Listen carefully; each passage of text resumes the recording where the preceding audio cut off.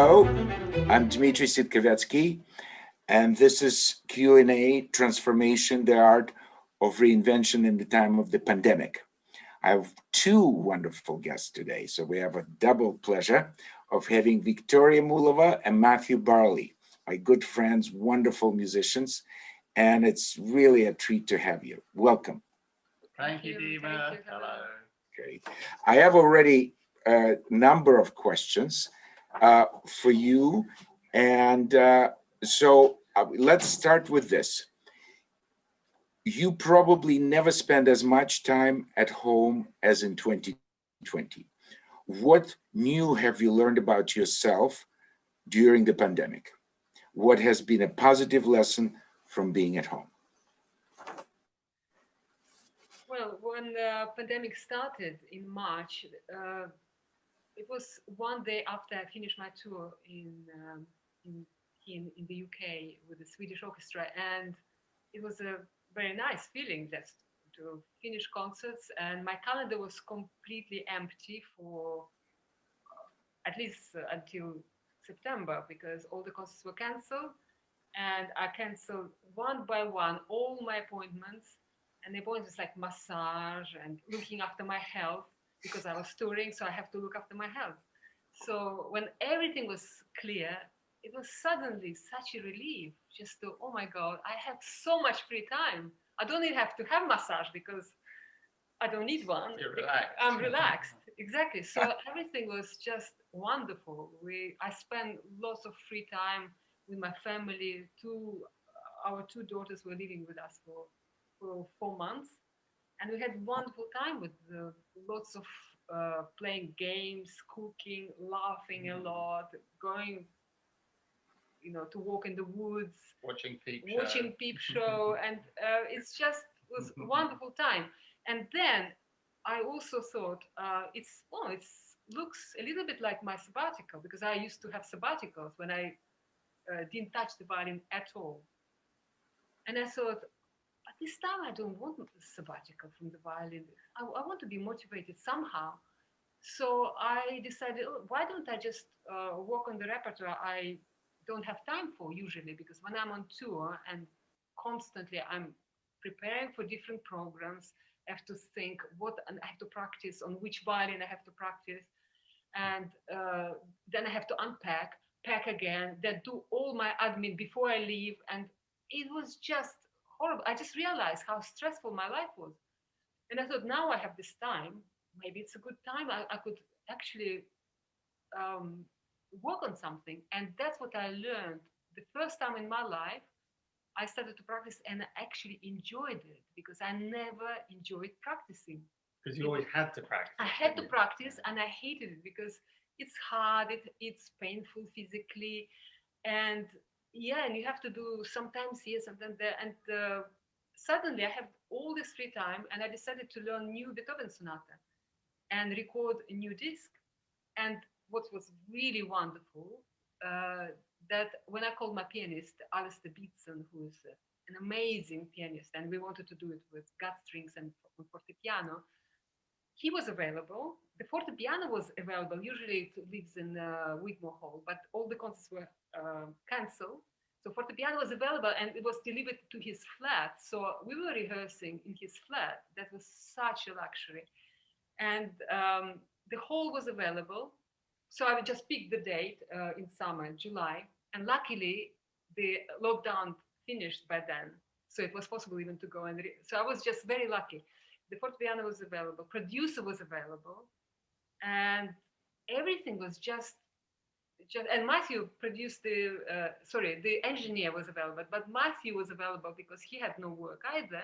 So he produced the disc. So he helped us to record Beethoven sonatas. So, and then we also mastered it very quickly because everybody has so much time free. So I was just, yeah, it was so blissful, just the whole experience of violin playing. Wonderful transition. And from, first of all, you received it at first as a gift, and finally all that time. And then you learn how to love your practicing, without the pressure. Yeah. That's a plus plus. Yeah. Plus plus, and your favorite producer was available. I'm sure he gave you a good discount. Yeah. That was wonderful. I got to tell Vika what to do for 2 whole days. It was great. Oh yeah, finally you got to boss her around. Yeah. Yeah. It was the most fantastic experience of my life. That's It was great. yeah. And I think it was very similar for me actually. What I was so surprised about was that experience that Vika mentioned at the beginning. Pretty much every day, the manager would write an email: such and such a thing is cancelled, this is cancelled, and just deleting them all from the iCal was such a relief as well. And I hadn't realized also just how hard work our life is, just going from door to door and with that constant treadmill of have you got the right repertoire prepared for the right concert in time? Are you looking at this new piece early enough and all that kind of thing? And then I spent 2, 3, or 4 months or something going through all the things that were at the back of my mind or at the bottom of my to-do list that I hadn't got round to for many, many years. And that for me was one of the most cathartic experiences, because I hadn't realized just how much I was sort of dragging this great big undone to-do list in my mind around with me all the time. So even just little things like tidying stuff up, writing to such and such a person, getting all through the phone call list, reading books, watching films.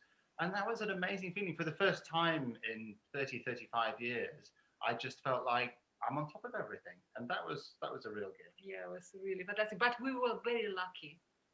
From stories of other musicians or like young musicians must have had really horrible time, because we are very, very privileged to have our careers established, and just realizing how lucky we are to be at this stage, and so fulfilled. But also what I've noticed, and I hear actually that maybe we need to be a little bit closer to the computer when we speak. Yeah. Okay. Yeah, just a little bit closer. I still stay relaxed, but just a little bit closer. I just Does got that sound better? because this, I hope it's better. I'm sure it's better because I can hear it very well. Because what I noticed once we started having those wonderful dinners at your house or at our house or somewhere else, and when you would tell me, in the last, since we properly met, I think it was 2013 in Bucharest. What I noticed, which was different from you, especially Vika, in your position, you loved and taken several sabbaticals. I mean, like serious sabbaticals, where you really would not touch the violin for months. I think once for 6 months or something. And I thought at the time, oh my, I could never do that, even though I did experience a year and a half without being on stage from the time when I left Russia and then coming to the West and all that.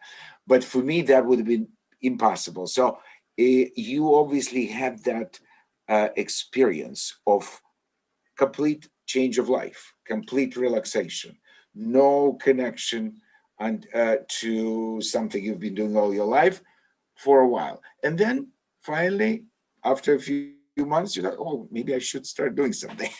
but it did not feel like it was another pressure or any kind of negative thing. For me, it was really important. I love my sabbaticals. Actually, the longest time I didn't touch the violin was 8 months.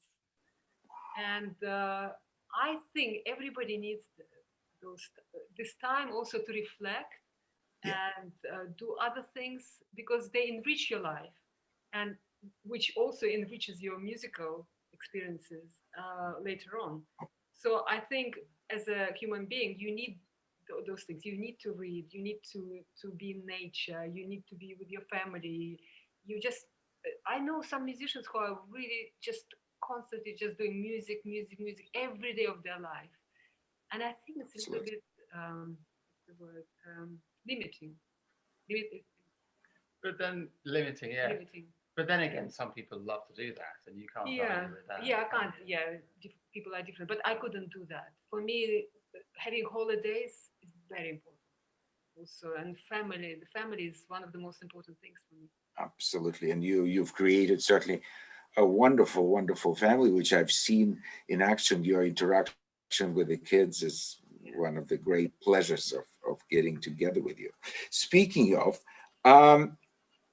there is a second question that I'd like to voice, to read, is coming from two different backgrounds. Has it been difficult or not to agree on how to bring up your children? Not so difficult. I learned a lot how to bring up children from Matthew, because he's the best person to learn it from. I think. I mean, I really just owe you, Matthew, a lot. We created this wonderful family, and yeah, I was open to learning, and it was not that difficult.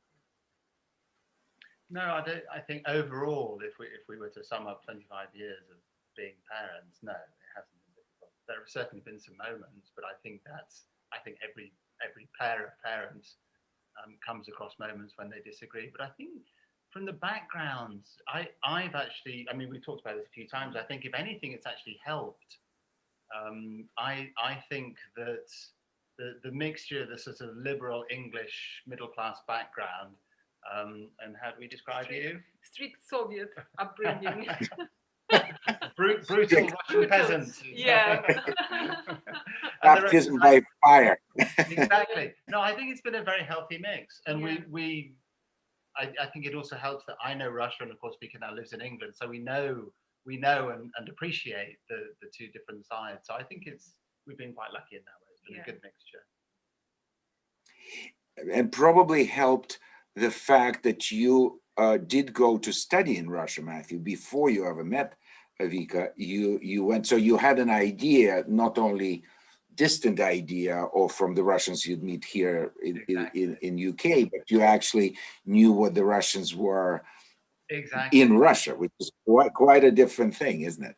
I always had a bit of an obsession with Russia. I read my grandfather's autobiography when I was 13, and he had traveled to Russia a lot, back even to the 1930s. And so from reading that, I got this sort of whiff of what Russia must be like, and I was fascinated. And then I studied with Stefan Popov at the Guildhall, who had studied with Slava in Moscow. And from that also, so I had the kind of Russian school that was there. And then I got to the end of my time in Guildhall, and it was that moment where I had to decide, where shall I go for postgraduate studies? And it was either, I think the choices were America, Holland, Germany, or Russia. And then I happened to be in Tanglewood one summer, and Rozhdestvensky came to conduct, and he was conducting Shostakovich's 10th Symphony. And I remember in the middle of, I don't know which movement it was of Shostakovich 10, and I suddenly went, I have to go to Russia. There is absolutely no question, I've got to go to Russia. And that was the moment. So for me, going out to Russia when I was, 22 or something, I did 2 postgraduate years there at the Conservatoire. That was, in a way, that was the sort of final act of many, many years of being fascinated by Russia, Russian music, Russian history, and so on and so forth. So it was an important part of my life. And you have very wonderful of Russian language also. It's very nice to sometimes use some Russian words, and sometimes Matthew himself uses Russian words, and they're so colorful, and he really feels the language, which is great. Yeah, it's very. Yeah. But the children don't speak Russian, do they? They speak Russian, and they also have such a wonderful sense of the language, because the vocabulary is not so big, of course, and they don't have practice. Of course. But sometimes they just say one word and we start laughing, because it was like the other day we were driving, and the car in front, it was a green light, and it was standing for about 20 seconds. And I didn't know what to do. And my daughter Nadia said, "Nu zasnu." Nu zasnu. That's you. Oh, well, fell asleep. Fell asleep. To laugh, because it was, it just sounds better in Russian than in English. Much better. Yeah, because it's the whole thing. Yeah. Oh, well, he fell asleep. But you need more words in English. There's there's a lot more, it's much more colorful, and it's something that quite delicious about it. Not blaming him, just sort of stating what's going to. And especially in Russia of the past, where you had to stand in lines Yeah. everywhere, and you developed incredible patience for things. So, oh, no, yeah. That's brilliant. So they all laugh between them also because they're all three children. They use Russians occasionally between them just to laugh. Wonderful, wonderful. That's great. Now, since we're talking about Russia, there's some questions for Viktoria specifically. Let me ask. Obviously, it's a colleague of yours and mine too, violinist. Would love to know from Viktoria more about the teaching of Leonid Kogan. She once said that she may have learned, Vika said, more from listening to his recordings as a kid than actually later in the lessons. Nevertheless, we can hear Kogan's fingerprint in her playing, especially in the early discs. Early discs of Kogan, I think. No, early discs of yours, of yours. Mine? They could Paganini, hear, this kind of thing. Yeah. exactly. Yeah. Yeah. At the time of the competition, before Yeah. you were still Yeah. in Russia, yeah. Yeah, it's true. I learned from his recordings, and I always admired the way he made music on his violin.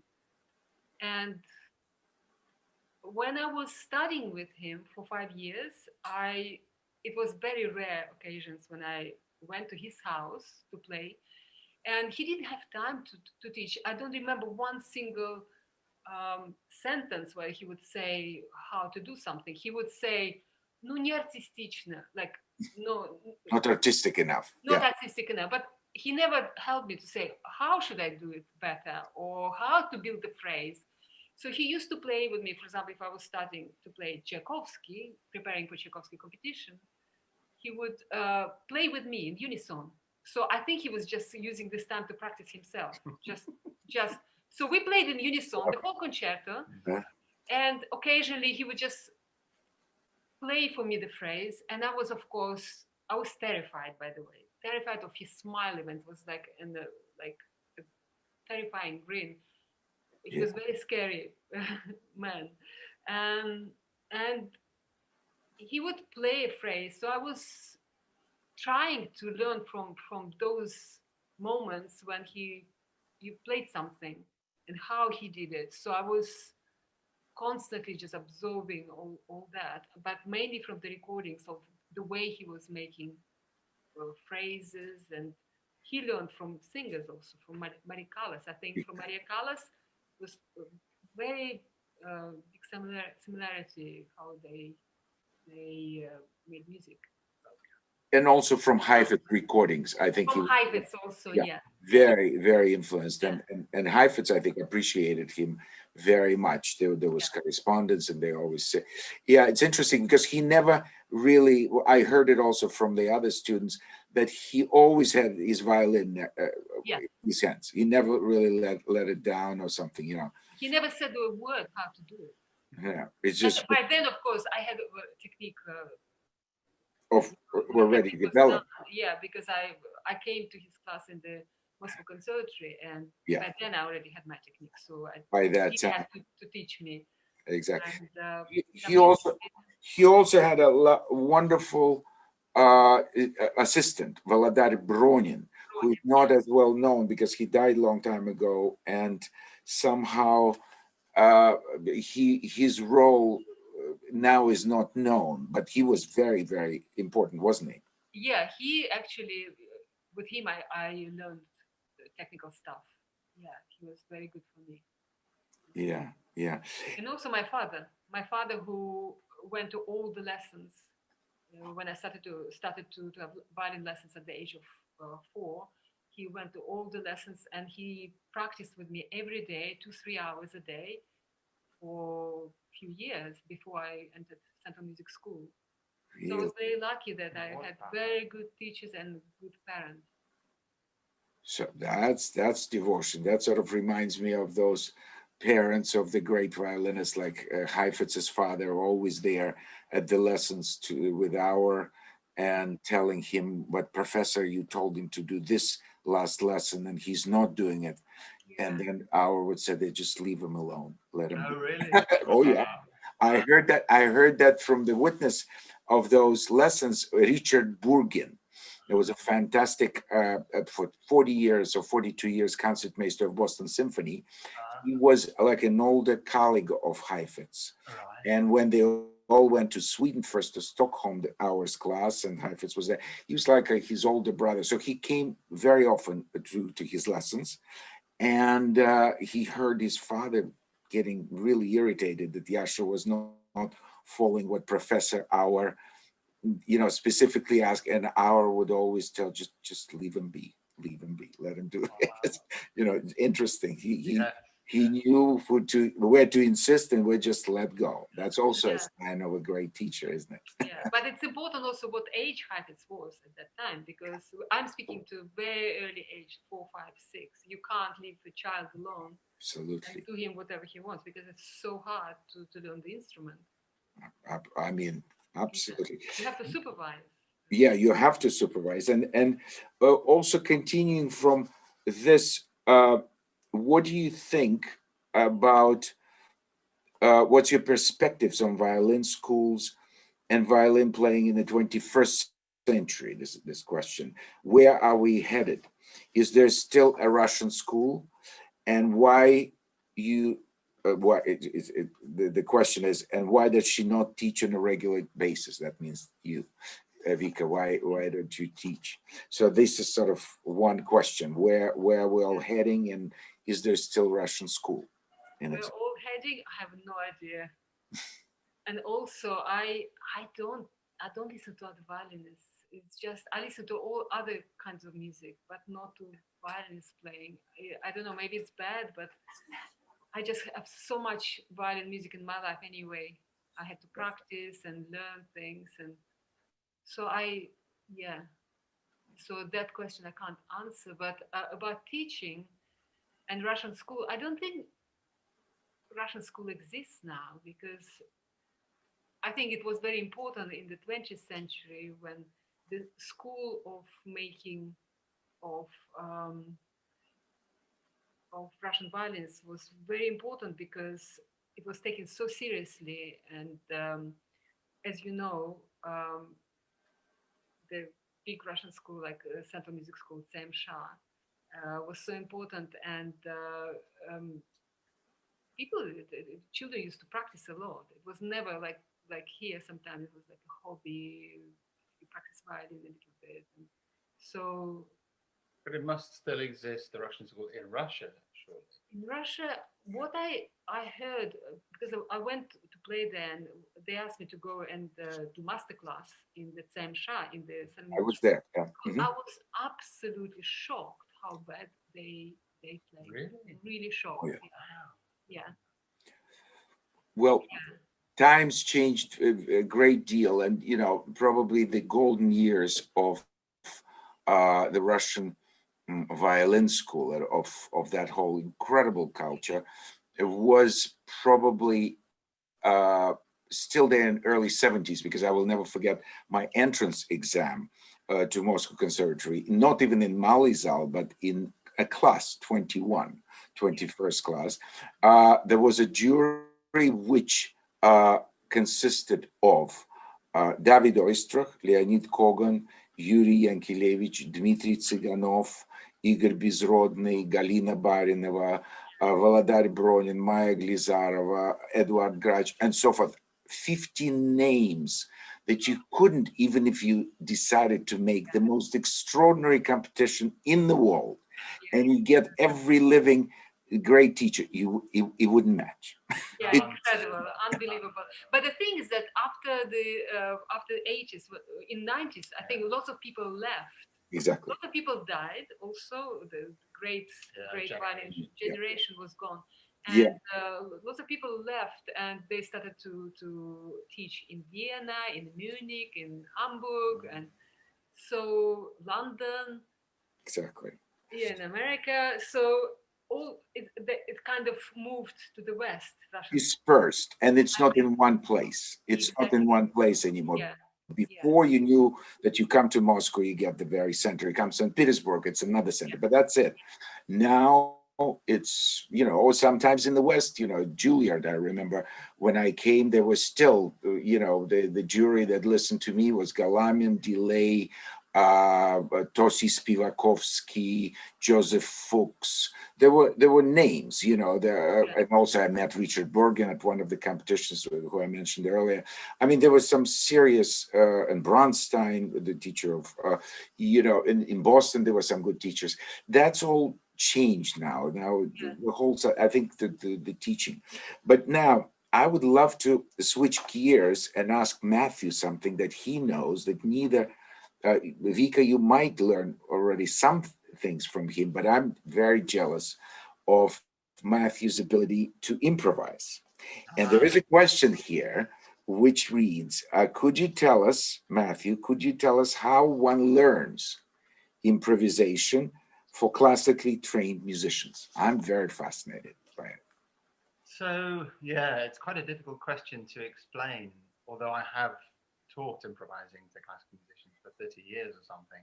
But I come from a particular position of recognizing that improvising is just the art of making things up. You can improvise a meal, you can improvise a walk in the woods, you can improvise a piece of music. So improvising is the art of making things up, and every human being knows how to do that. Every single sentence that we've said so far on this interview, we've created those sentences from scratch, basically. Absolutely. Using the building blocks of our knowledge of vocabulary, grammar, syntax, and so on and so forth. So first of all, we all have the circuit, you included, Dima, to make things up. That's all in place. And classical musicians all have great skill on their instrument. So really, to improvise on your instrument is just a case of marrying up two things that already exist. And what is in the way of marrying those things up is what I often call a sort of musical agoraphobia. It's a fear of the wide open space, as in, which note shall I play? So what I've developed is a whole bunch of different exercises that basically bring the walls of choice much closer. So for instance, I may limit things by just imposing a mode of, say, 3, 4, or 5 notes. Sometimes I've even got people to improvise, classical musicians, to improvise on a single note. We used to do 1-note symphonies, which was quite fun, with 4 movements. Wow. And what I find all the time is that if you limit the choice, then classical musicians have no problem at all being extremely creative. So then what I have to do is paying a lot of attention to who's in my group improvising and what the general kind of vibe is between them. I have to slowly bring the walls out so that they have more and more choice, but not too much at any one moment, and just develop the playing in that way. So that's pretty much the strategy, I think. And that becomes fun. And then it becomes fun, yeah. Because I was fascinated by that. I always loved jazz musicians and admired some of my colleagues. There were very few who could actually improvise, you know, and because we're so conditioned to reproduce the same notes in the same order with the same rhythm. Of course, what we do improvise, the better ones of us, the best of us, we are improvising between the notes, you know, in the space. And that is a very special. And some of the jazz musicians cannot understand that. I remember a remark that Wynton Marsalis was a fabulous jazz musician, but he played for a couple of seasons. He played Haydn and Hummel, the concerti before, and he said, "Oh, it's so boring. You always play the same notes." Exactly. He never understood that there's so many ways of playing those notes, and that the interpretation is between those notes. Absolutely. There is this invisible, you know, air, whatever you want to call it, the space. And when you hear the same notes in a fantastic interpretation, you say, wow, as if you've never heard it before. That's a whole other thing. But still, you know, and once I asked a wonderful bass player, you probably know him, John Clayton. He now took the place of Ray Brown. He's the student of Ray Brown. He was at the time he married somebody from Holland, and he was living in Amsterdam, playing in Amsterdam Philharmonic. Now it's Netherlands Philharmonic. I used to do tours with them, and so I noticed this very handsome man who obviously did not come from Holland. And so I asked him, I said, John, I said, well, you know, I studied with Ray Brown. I said, oh, so you play jazz? But yeah, that's what I normally do. I said, could you tell me how you start? And he shocked me, actually. He said, well, to tell you the truth, we memorize on the recordings the improvisations of the others. We try to imitate them. And then gradually we sort of get into that mode, and then it becomes sort of my own, and without ever, of course, writing it down. But somehow also by repetition or memorization. So it's not that different from what we do. You know, we hear a performance, we like certain things, we try to imitate it. So, but I was surprised. Said, really, you memorize? But that's very interesting, because that's very, I think what he's describing is very much like the way we all learn language. Yeah, we imitate our parents, and we learn how it all works from that, and then we begin to make things up ourselves. Exactly. The sentences we construct ourselves, but we know Exactly.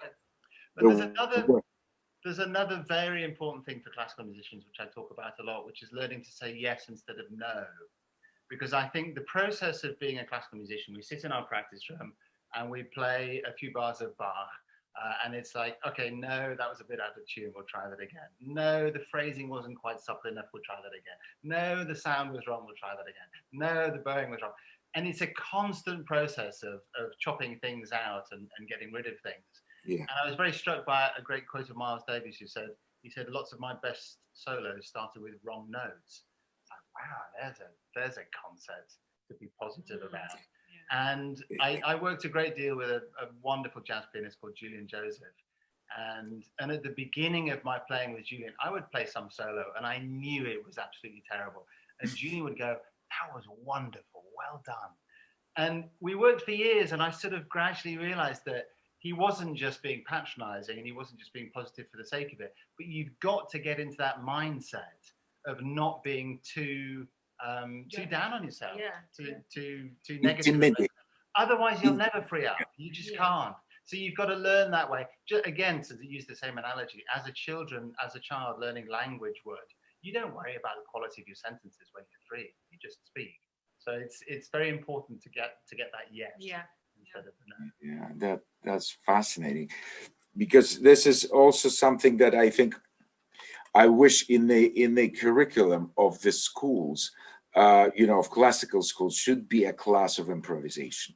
Because I think it would free us up, and everything. Even now, when I've started teaching a lot more than I ever did now online, and I actually like it. I find it, because you can. Well, I couldn't do what Leonid Kogan was doing, because, as we know, you cannot play at the same time on Zoom. There's always delay. So, and it's a good thing. I normally wouldn't anyway. But to show something, that is also possible. But the main thing is, now many competitions are made by videos now. You send your video and everything, and a lot of young people, they even when they play live at the competition, they're so preoccupied of their perception. In other words, they're already waiting to be judged. I said, listen, you haven't committed any crime. Nobody's nobody's going to judge. They're not judges. Actually, what you need to do, and what I'm looking for, is an interesting personality. Just produce what you are. And if you do, even never mind the wrong notes or wrong style, or I would have done it differently, it doesn't matter. But if you just put your best foot forward. Don't think that you're going to be judged, and this one is not going to like it because it's not Baroque enough, or this one is going to be because it's too, and so forth. It preoccupies one's, especially young people, because it's important. And these days, especially now with everything being shut down, we need to really have a way of expressing. Have you taught online at all during this time? No. Matthew or Vika? We haven't done it at all. No, we haven't. No, you haven't. Yeah, I've started several completely new activities for myself. I never thought I would be teaching, but I found out, for instance, from talking to some of my colleagues, that, for instance, Pinchas Zuckerman been doing that for maybe 30 years. He was one of the first ones to give lessons. Yeah, when he joined, I think, Manhattan School of Music years ago. We're talking about probably 30 years ago. there was this, when Skype was invented, he was already, because he'd be on the road a lot, but he took his teaching position seriously, and they would elaborately set up a place for him to give a lesson while away. And then he started doing lessons from New York to Far East and everything. And at the time I thought, oh God, that can't be serious, because no, I was wrong. It can be. It can be. It is serious, and it does help. Yeah. It does help. So many things you change your opinion about it. Oh, well, that can never work. Yes, it can. Yes, it can. Speaking of Baroque, I mentioned Baroque. There is an interesting question here again to Vika. Somebody's writing, I admire Carmignola a lot. How did Victoria's collaboration on Vivaldi double concerti happen? How did they meet? And maybe Victoria could give some insight into her approach on Baroque music. I know that you've done a lot more with Antonini and so, but just in general about your Baroque parallel life as a Baroque player. No, first time it was in 92, 93. I was about to record Bach concerti, and a friend of mine, bassoon player Marco, the singer, wonderful musician, just asked me, why are you doing it? I mean, do you know about how to play Baroque music? I had said, yeah, it's easy. Bach concertos I played when I was at school, so I'm ready to record. And he asked me, do you know that first phrase, first three notes of Bach concerto in E major, you can play in so many different ways? And he started to sing it to me, how it's possible. I was so fascinated. And next day I canceled the recording. So I thought I'm completely like not prepared at all, and started to learn with him first, and then by listening to other recordings, started to learn about Baroque music, how to make. I started to learn new language because I realized it's a completely different language, so I have to use different technique on the violin. And first I played on normal strings, metal strings, and then slowly I changed it to gut strings and started to play with Age of Enlightenment Orchestra, recorded Mozart concertos. That was my first one. Then I met Antonini started to play with Giardino Armonico, which was for me so exciting because I actually thought they were gods when I heard them. And when I first met them at the rehearsal, I was bright red, I was sweating, I was so nervous. Looked at them, they were really like gods, and discovered they were feeling exactly the same standing in front of me, and also were very, very excited and very nervous. So, and especially because Antonini was stopping me, he asked me, do you want me to correct you? And he was stopping me at every single bar saying, no, we don't play it like that, we play it like this. And I remember being excited because I was learning new ways. And my biggest improvement in making Baroque music was working with Ottavio D'Antone, a harpsichord player and the founder of Accademia Bizantina. We worked on Bach together and recorded sonatas and concertos also. And for me, that was absolutely just incredible. I learned sometimes in 3 days, like you learn things like this in 30 years. It was so exciting. Can I add something to that? Yeah. I remember, Dima, I remember Vika calling me after that first rehearsal with Giardino Armonico. And it was really interesting. It was a great insight into how Vika works as a musician and a human being, because she felt almost embarrassed that she was put in a position where she was almost like a child. So there's this orchestra who know this whole language, and she was stopped sometimes several times per bar, told no like this, correct that. But with complete humility, she just opened herself up like a sponge and learned it. And it was amazing to watch how quickly she learned, because there was no part of her that was going, oh, you can't tell me how this goes, I'm a great violinist. She just wanted to learn. So it was a fascinating process to witness from the outside, just on the phone calls that I was getting. Yeah, it was the best thing.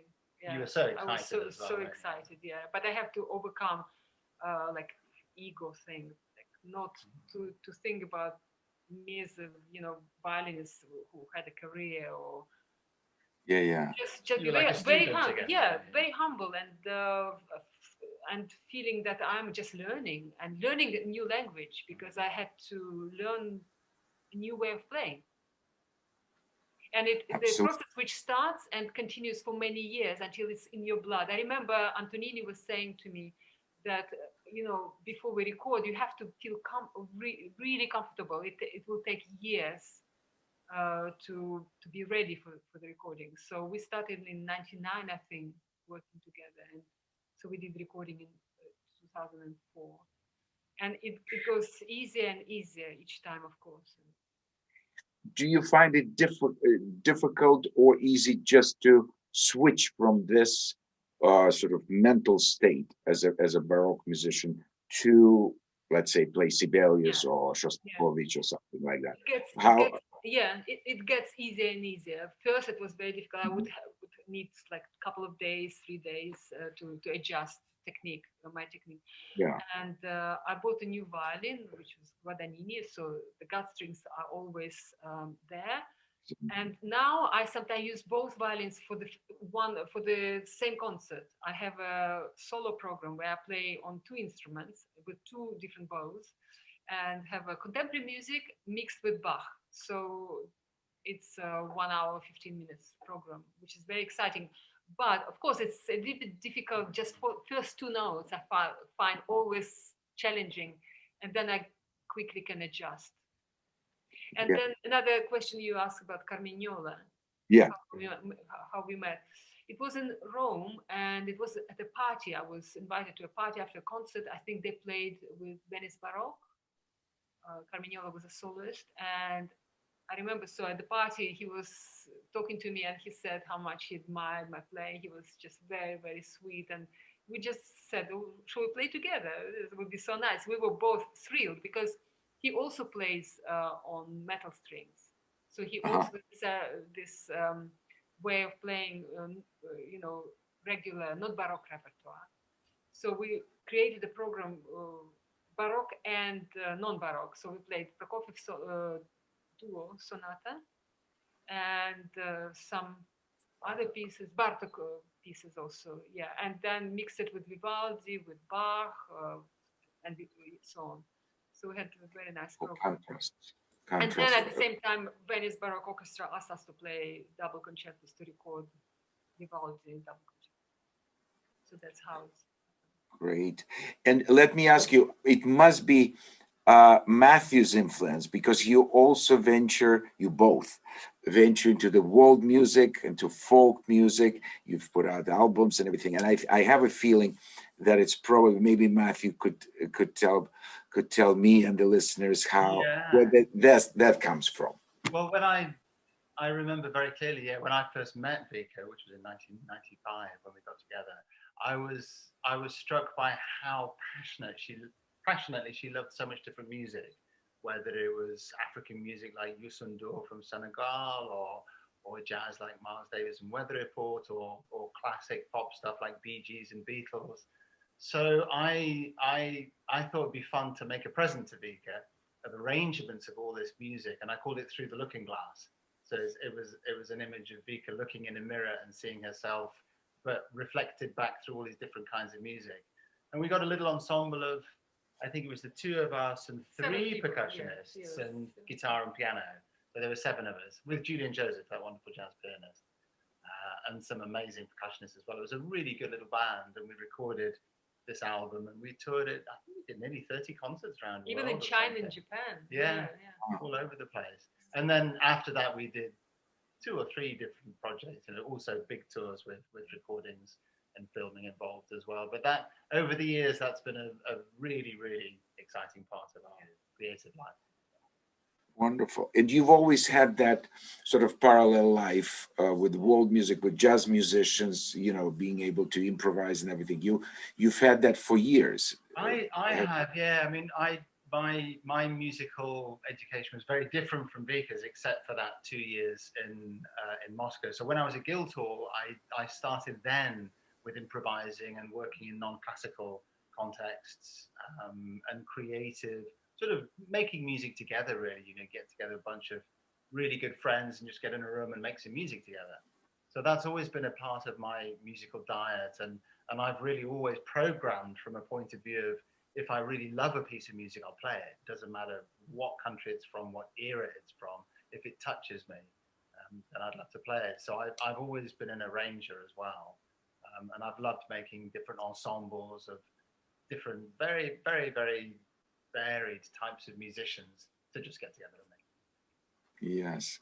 So one could say that, this rather Renaissance approach, rather than, just one tunnel vision of only doing one thing, which is the way both Vika and I were trained, back in Russia, when you just do one thing and that's it. And you practice, all the time. I was a little bit more earlier already interested in other things, but you were not allowed, because you had to go and win the Tchaikovsky, and that's all you were going to do for the rest of your life. Then you came and really freed yourself by immigrating, and then you could have all these influences. Now, if somebody asked you, which I've asked both Tony Papana and also Ian Burnside, what's your view of neither one of us three ever belonged to any academic institution? Somebody asked Vika whether you've ever taught. I've never taught in any institution. Matthew, I assume you also don't teach. So is it just one, because we didn't have to? That's a nice way. Two, because we didn't want to. Or three, maybe nobody asked us. But maybe there is I always like to joke about it. I said, well, I prefer when somebody asks, why don't you, go and join, Hochschule or college and this and that. I said, well, I like the answer of Groucho Marx, who said, well, I wouldn't want to be a member of a club that would have me as a member. So I knew that somehow, the confinement and specific sort of rules in this. Do you have any reservations about, what I also called in the last couple of conversations, the academic bubble, that, there's an opinion that young people get surrounded just by their school comfort, which does not necessarily prepare them for real life? What's your views on that? I think you have to learn not from. I mean, I didn't learn just from being at school or just with lessons with Leonid Kogan or Bronin. That wouldn't be enough. I learned it by listening to other recordings, seeing people playing, and just through just life, just living and being open. That's for me very important. And just what you said about improvisations and absorbing all the things you see and you hear. And I was very lucky to be with Matthew, so I learned lots of things from him. And that's how I think it's been really interesting watching conservatoires over the last sort of 4 decades or something, where I've been able to watch conservatoires. And I think it's a story of curriculums just getting bigger and bigger and bigger. So, they'll be adding a Baroque strand, adding an improvisation strand, adding a community education strand, adding some workshops with some managers and agents that know about that, a visit from the taxman to talk about tax, and all of these things. And of course, I understand that completely, but I think it's true to say that students these days are really, really overstretched. There are so many things, and possibly, I mean, obviously, I would say this because I'm an improviser, but for me, improvising is actually a way of life. One of my favorite phrases is, if you want to make God laugh, tell him your plans. And 2020, I think, underlined that more than any other year. And if the one art that you really know is improvising, then life is a lot easier, because you really learn to roll with the changes. That thing of, you might be sitting there with a group of musicians and suddenly you can just hear this amazing melody. But by the time you've got your arms up to the cello, the accompaniment changed. It's not going to work anymore. So you have to go in a different direction. And so I do think that to teach an improvisatory way of responding to the world is one of the most valuable things we can teach young people. I think that's oh yeah, sorry, because go ahead. I was thinking, but before that, you have to have good technique. That's one thing Of course. you have to have a basic technique, and then you can do what you say. Yeah, I mean, I remember very well. So often in the Yankelevic's class, somebody would come in and said, "Yuri Sage, what would you think about this phrase? I just came up with this idea." I said, "Well," he would say, "First of all, it's out of tune. Second, your rhythm is not very good. You know, before talking about the phrase, learn, you know, play in tune, know the rhythm, and, you know, be totally equipped technically. Then we can talk about, then you can take the freedom." I totally agree. But one of the questions that was here also, which is something this pandemic's been very, very difficult, especially for the young performers that just on the cusp of their career. So we're trying to get somewhere, and then all of a sudden, boom, there's nothing, and it's very disheartening. And what would be, Matthew already gave a very good suggestion as far as improvisation and being flexible, being ready for changes momentarily in general, or even changes as far as learning another skill parallel, you know, to what you have. But what is the best way? Because there are people, there are competitions out there, there's auditions there. How is it new important to have, I don't know, a website or to have a YouTube channel or whatever? We're talking on one, but what are the best ways for the young ones to be noticed, to be hired, to be given an opportunity, to have an assistantship? What are your thoughts on that? Well, I mean, the first thing that comes to mind is that I think I can speak for Vika as well, that we have to say we just don't know, because we're coming from such a privileged position, and that really has to be the background to all of our conversations about 2020. To put it very simply, we had enough money in the bank to last all through this time, and to put enough food in the fridge. And life is very different when you don't have to worry about those necessities. So we're enormously privileged in that sense. So we've been able to really pay attention to a very refined aspect of life, which is really to become relaxed, to become happy and engaged with your family around you. But it's an immensely lucky position. And we've spent a lot of time, many conversations just saying, whoa, this must be so tricky for the younger generation, because things have changed so much. Back when Vika won the Tchaikovsky competition, there weren't very many gold medal winners of big competitions around. You could probably count them on a few hands. Now, there are so many all over the place. And I think, I was thinking about this question a little bit in advance, and I think that one of the things that must help more than anything else is to come to the notice of a very influential and powerful musician. So one example that comes straight to mind is a jazz musician, Jacob Collier. Jacob, immensely talented young keyboard player, who was at the Academy with Misha as well. He recorded on Misha's first album. And what Jacob did was that he talks about it very eloquently on some YouTube clips. He just did what he'd always done his whole childhood, which is sit in his music room at home and make music.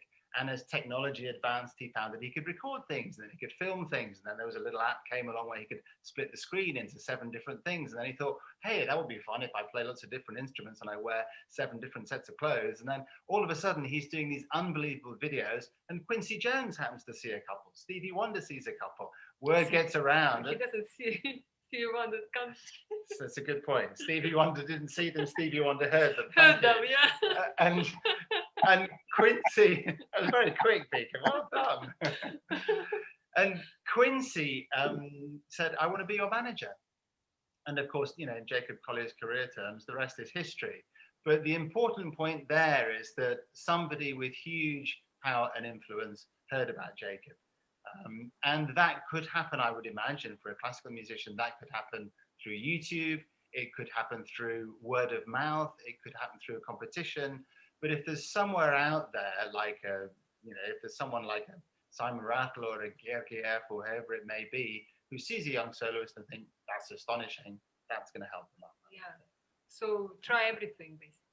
Yeah, Yeah. yeah, and the social media can be a very useful tool to be, to be seen, to be heard, to sort of show also your friends and colleagues and that we still active and nothing will shut us down.